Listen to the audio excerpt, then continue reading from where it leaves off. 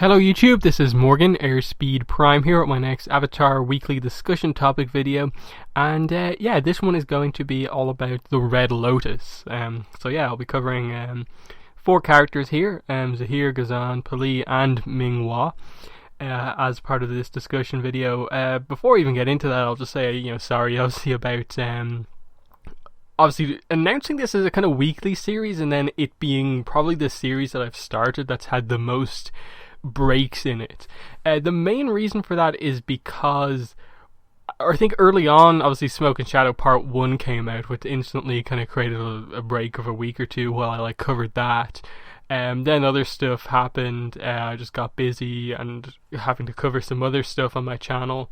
And then in terms of Avatar content on my channel at the moment, it's just kind of like I'm still waiting for Avatar Legacy to arrive, and I really want to do that review as soon as possible, and I think it's going to arrive nearly every day, and then it just kind of distracts me from doing any other Avatar video. But I'm finally going to try and get back to doing these relatively regularly. So here we go, the Red Lotus. And I think this is going to be a big contrast to the first video I did in this series, that one being about Unalaq, and that most people in the fandom would probably think oppositely to me on both of these topics, in that I think Unalaq is probably my favourite villain from the all four books of Korra, whereas I think the Red Lotus are the weakest villains from all four books of Korra, and I think most fans would probably consider it to be the opposite. And I felt like I made really good points in the Unalaq video, and a lot of people, I think, I kind of opened their eyes up to him and how interesting he is as a character. And so I feel I have similar points to make here, in that I would definitely consider the Red Lotus to be the most kind of overrated kind of characters in all of Avatar, and Book 3 in general probably be the most overrated book of Avatar and Korra. And the main reason for that is just because I don't feel that the four of them were very well developed as characters in Book 3, which is, at the least for three of them, was the only book we're going to see them in. Obviously, Pali, Ming Hua and Ghazan all died during the course of Book 3, and Zaheer is still alive, and we got some of him in Book 4. And so it's a kind of, in terms of this video, obviously I'm going to cover each of the characters individually, but it's very much a case of Zaheer is different to the other three, in that he got much more development than the other three. So I'll start with Ming Hua, Ghazan and Pali first. These characters, I struggle to really almost call them characters because we know so little about them in terms of the amount of dialogue all of them have, the pieces of information we actually know about them. I think 70% of what we know about the three of these characters is their bending abilities, which is very cool, and I agree that's definitely the best aspect of their characters, that they allow for some really amazing fights in Book 3, and that's something I won't ever deny about Book 3. It's got some great action, some amazing fights, and because it's kind of like benders of all four different elements, all using a kind of unique style, it makes for some really kind of different fights as well. But for me, Avatar and Korra are both character-driven shows first and foremost. The action is kind of an added bonus. For me, I kind of stay with Avatar, and the reason I like it so much as my main fandom is because I feel it does characters so well. And I felt very let down by this book in terms of the villains for the most part. Again, Zaheer, a slightly different story, but these three are members of the main villain group for Book 3. And what do we know about Ghazan? He is a lava bender. Obviously that means he's an earthbender too. He doesn't like being in jail. Okay, that's his kind of connection to the whole idea of freedom with the Red Lotus, but we didn't really go into in depth on why he joined the Red Lotus, how loyal he is, how much he believes in the kind of Red Lotus cause. The main thing I see in Ghazan and the other two is nothing but potential interesting things if they delved into him a bit more. And that is stuff like, he has all these tattoos all over him that they never touch on ever at all. And I find that really odd. They just he's got these tattoos and it's just a thing he has. And it's not like he just has one tattoo. It's kind of almost on that level of airbending tattoos, how specific they are. It's like he comes from a certain clan, group of people, that this means something. Add to the fact that he's a lava bender, and he must, to some extent, come from some sort of a kind of mixed heritage background. That seems to be the kind of theory going around in terms of lava benders, that you have to have, somewhat of a combination of earth and fire parents. Most people are speculating to become a lava bender, even though it's a kind of special earth bending technique, that there's some element of fire in there as well. So, he's a character I feel like they could go into so much depth just on that side of things, and that what was it like for him growing up knowing he had this ability which is one of the most destructive and devastating in the entire Avatar universe, which we clearly see in Book 3. He takes down the Air Temple, the Walls of Ba Sing Se. That's all Ghazan. That's how powerful that technique is. Like, how did that come to be? How did he come to find out about the Red Lotus? That was the stuff I felt like I missed out on. So when he died, it didn't have as big of an impact on me because I didn't know who he was. He had like 2 lines of dialogue. Kind of, what was the thing? Like, Bolin asks him like 3 questions, and he says like, oh yeah, 2 of them are true. I'm not going to tell you which ones are which. And it's just like, oh, he had like a mustache from like a really young age and stuff like that. He has a crush on Ming Hua and something else. Like, it's just very basic, and like even then they're kind of teasing us with information on him as a character. But even then, I still could probably consider him the least interesting of the 4 of them. Moving on to Ming Hua, who I would consider like to be probably the second least interesting one, just in terms of like the information we know right now. But again, like with her, it's like she is interesting because she has this ability. She doesn't have arms, but through her bending, she is allowed to have that. She has that kind of same Toph style of like, her bending allows her to kind of almost be more than just a normal person, in terms of what she can do with her water limbs. It's much more than a person can do with their hands. That's interesting. And then again, in terms of backstory, like, obviously I think Mike and Brian have established that she was born without arms. It wasn't that like she lost them in an accident and adapted. It's like, no, she was born with that ability. No, not ability. She was born like that, and her waterbending abilities, she obviously developed into the point where she could make up for that. And that is a fascinating backstory where you can really have some sympathy for her growing up like that. And again, to some extent, her waterbending gives her freedom to like feel normal and stuff like that. That may explain her connection to the Red Lotus, but they never go into that. They never explain how she comes to meet the Red Lotus, what the group means to her, how connected she is to the other members of this group.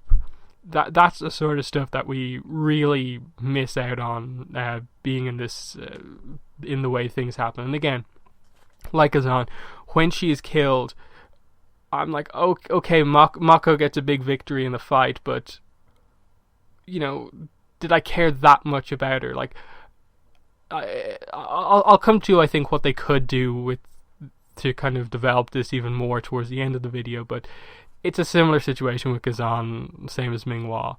Pili is a little bit different in that she has a little bit more development, in that because of her relationship with Zaheer, a little bit about her. When those two are talking, you get little bits of her backstory. Like, they mentioned that she was used as like a machine of war, basically, for this warlord, and like he just used her as like a tool, basically, and then Zaheer saved her from this warlord, and that kind of started their relationship. And again, like, that's interesting. Like, I would have liked to have seen that, rather than you telling us that this is what happened, this is how our relationship started. Really show us in like a flashback the incident of Zaheer saving Pili and the start of their relationship. Show her joining the group. Show what the Red Lotus means to her. Like, obviously, to some extent, that explains it. Like, he was obviously the first of these people to join the Red Lotus, and she, being so kind of thankful for what he did, obviously joined him, but that's where her kind of loyalty to the organization comes from. But again, they could use all of their unique abilities, which is what they're most known for from book 3, to give them somewhat of a backstory. In that combustion bending is one of the most mysterious and unique abilities in the Avatar universe, not just in terms of what the actual ability is, but in terms of what we know about it. Like, Pali and Combustion Man, the two combustion benders we know, are both very similar characters in that they're both extremely tall. You know, they're both like, I think it's kind of established that they're both like basically like 7 foot tall.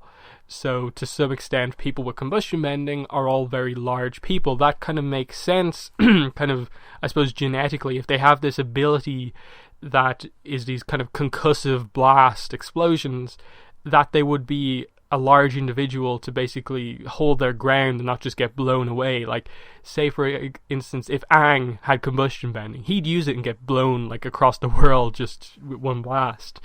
So there's that. There's the idea of they both have this third eye tattoo on their forehead, which obviously relates to the kind of chakra point, which links into how the technique works. Is that related to some sort of a, clan tribe where people like Pili and Combustion Man come from? Is there some sort of kind of heritage to that technique? That's fascinating. And again, it's a really dangerous technique. Like, we know from Combustion Man's backstory that he, when he was younger, misusing his technique, blew off his arm and leg. Like, he had accidents, whereas Pili obviously seems a bit more controlled, didn't obviously blow herself up when she was young. But how would someone young adapting to, obviously just finding out you're a firebender must be like hard enough to kind of learn to control it, but then learning you have this crazy ability to make things explode with your mind, that is an interesting story to tell in itself. But again, we never find out how this group comes together, what the Red Lotus means to them. And in general, like, the main thing to say about this video is that I never got a massive sense about what the Red Lotus like truly was. Like, that's one of my things about book 3, in that like they kind of set it up like it's Order of the White Lotus versus Red Lotus, but then the Order of the White Lotus aren't in the series past like episode 3 or 4, when like Zuko is kind of like defeated and he couldn't defeat Ghazan. Like, that's the kind of last time we see the Order of the White Lotus once they get Pali free. And then the rivalry just kind of disappears until kind of Zaheer briefly mentions, like, okay, here's the origins of the Red Lotus. It was made by this guy, Xiaobao, which again is interesting. Like, tell me about him. Show me the Red Lotus formation. Show me the argument that led to the formation of this group. Show me, Zaheer, you being the leader of this current iteration of the Red Lotus, how you came to join it. As I said in my Unalaq video, Unalaq was a member of the Red Lotus. He was obviously there before them. How did Zaheer come to meet Unalaq? What was the goals of this organization? Like, there's so much backstory that you could go into with this group, with these characters, but they just don't. And I feel they end up just being a lot of missed potential for me, because when you look at their involvement in book 3, there's a lot of scenes with them, especially early on before like they properly get into the big fights, where they just kind of waste time almost with them. Like, there's that one episode where they spend a good like 5-6 minutes of the episode just focusing on them escaping from Republic City. Like, they get in there and then they have to like escape their way out, and it's like, that, okay, cool, you want to have an action scene in Republic City, them escaping, they've kind of infiltrated, now they're getting out, but ultimately it doesn't serve any purpose. It's just a fight for the sake of a fight. Whereas, like, you could have used that time and just saying, like, cut straight to them having escaped and, like, have 6 minutes to develop them as characters and have them talk to each other. Which is severely lacking in the book. Like, did Pali and Ghazan say a single word to each other? I don't think so. Like, it's that level of kind of, like, underdevelopment, like, not much time to kind of focus on these characters. Zaheer, even though I think he is more developed than the other three, still has some of the similar problems, I think, as the other characters, in that, okay, we know he is this kind of warrior monk who is also a poet, but they never specifically state that in the show. Like, okay, you get a sense that he's a poet because he knows Guru Lahima. We know he has an interest in the airbenders, airbending culture in general, and that explains, his martial arts background, is how he adapts to airbending so quickly. Okay, but I think most of that just comes from like a Nick.com description of Zaheer as a character. Like, they never specifically state in the show that this is what he is specifically. But so there's a lot of stuff like that. Like, I would have liked to just get some sort of explanation. Like, how did he come to have an interest in airbending? Like, given what the goal of the Red Lotus is, it's ultimately to kind of get Korra on their side and kind of train Korra as the Dark Avatar. This was the plan before Zaheer even had airbending. So what was the plan to teach her airbending if Zaheer didn't have the technique? Like, were they just going with the idea that he knew enough about airbending culture to be able to just teach her because he knew things, or what? Like, there's something missing there, I think. But there's some interesting stuff, like the connection with Pali, that he saved her and that he is the leader of this group primarily. Through him, we get most of what we do know about the Red Lotus. Him giving us the backstory about Jaibao and like explaining that Unalaq kind of went rogue. That was never the idea to create a dark avatar, though they did kind of agree with Vatu and the idea of chaos and so on. They really don't like world leaders. Like, that definitely came across through him, that Zaheer very much believed in the cause of like getting rid of world leaders. And I can sort of understand it from his point of view, but I didn't quite get why the others followed him so willingly apart from Pali. Like, I think they probably should have, just with all of them, showed some sort of a thing in their backstory where a world leader did something that caused them to have this hatred for world leaders. Like, with Pali, I think the explanation is good. Like, a warlord, a leader who became a leader through like combat and stuff like that. He treated Pali like a slave and used her to whatever ends. Like, her completely explained. Zaheer, we're not really sure. Like, it's an interesting one in that in many ways I'm kind of almost thinking now that, like, is Pali actually the most developed of the four of them as characters? But I'm not really sure. So, Zaheer, there's some great stuff with him. Like, I like the idea that he does get airbending and suddenly becomes this amazing airbender, uses techniques that, because he's a villain, we'd never otherwise see with an airbender, because they are monks and they aren't prone to like going evil or rogue, like the killing the queen and stuff like that. He definitely defined and really got across the motives and ideals of the Red Lotus, but I wanted some backstory for everything. Now, as far as what I think they could do to potentially resolve this, even now, retroactively, I don't think they need to retcon anything. I just think do like a comic series focusing on the backstory of the Red Lotus, of the four of these characters.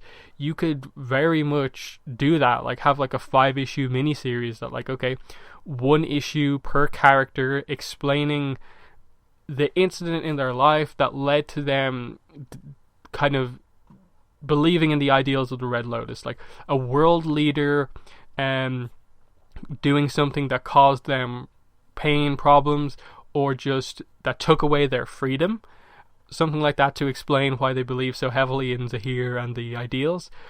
Or, at like maybe the last issue, you reveal how they all come together. Obviously with Zaheer and kind of Pali, we sort of know, but how did the other two come on board? That would be really interesting, because you'd get to see a little bit of basically every nation, You'd get to see some of the inner workings of the Red Lotus. I think you'd be able to develop Unalaq a little bit more, because you'd have to involve him in the story of how they come together as a group. And just in general, I think that would be a fascinating story to tell, because there's so much that we don't know, so much that Book 3 didn't reveal to us that could be so well done.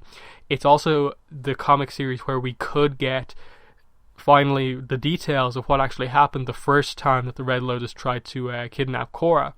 The time when I think it was Tenzin, Sokka, Zuko, and so on, and Tonraq defended Korra from the Red Lotus and kind of defeated them that first time.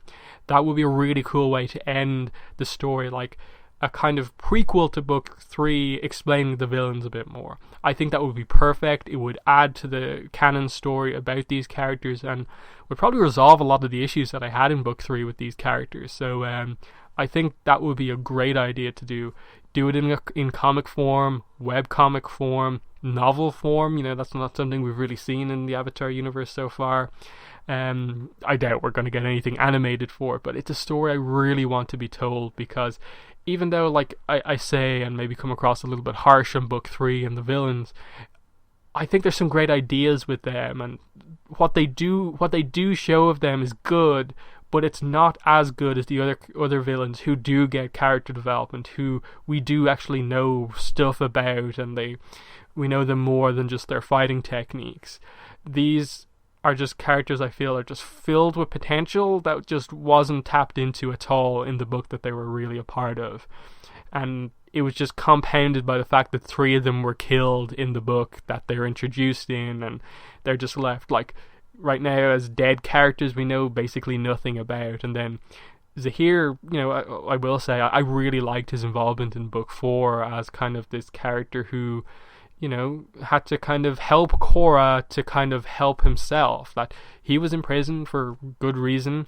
He couldn't take out Kavira himself, but he knew that to kind of basically get rid of another world leader, he had to help Korra get over her issues and helped her because he was objectively spiritual and stuff like that. I really liked his involvement in Book 4. It was a great use of like, hey, well, good job for not killing Zaheer in Book 4. In Book 3, well done. But yeah, I think that was a really good video. I'm surprised I actually went as in depth as I did there. I was kind of like, so many, even just talking, making this video, I was just like, wow, there's actually like so much potential for story with these characters that I didn't even know about until I just started talking about it. So in the comments, let me know what your thoughts are on the Red Lotus, the 4 characters, and some of my ideas that I have about like the stories that could be told with them. And obviously, like, if you disagree, if you think the Red Lotus really are like the best villains in Korra, by all means tell me below, and I'm sure we can discuss that in the comments. But yeah, again, in the comments, leave some suggestions for future discussion videos you would like me to do in the coming weeks. Always looking for you know, ideas about, like, I suppose the content that you guys actually want to hear. Like, I'm just kind of like sometimes guessing when I don't get suggestions on videos. Like, I think they might want to hear one on Iroh, so I'll do that, and people seem to like it. So I definitely like to know what you guys actually want to hear for these future videos. But for now, that has been this week's discussion video on the Red Lotus. Thanks for watching the video, and bye.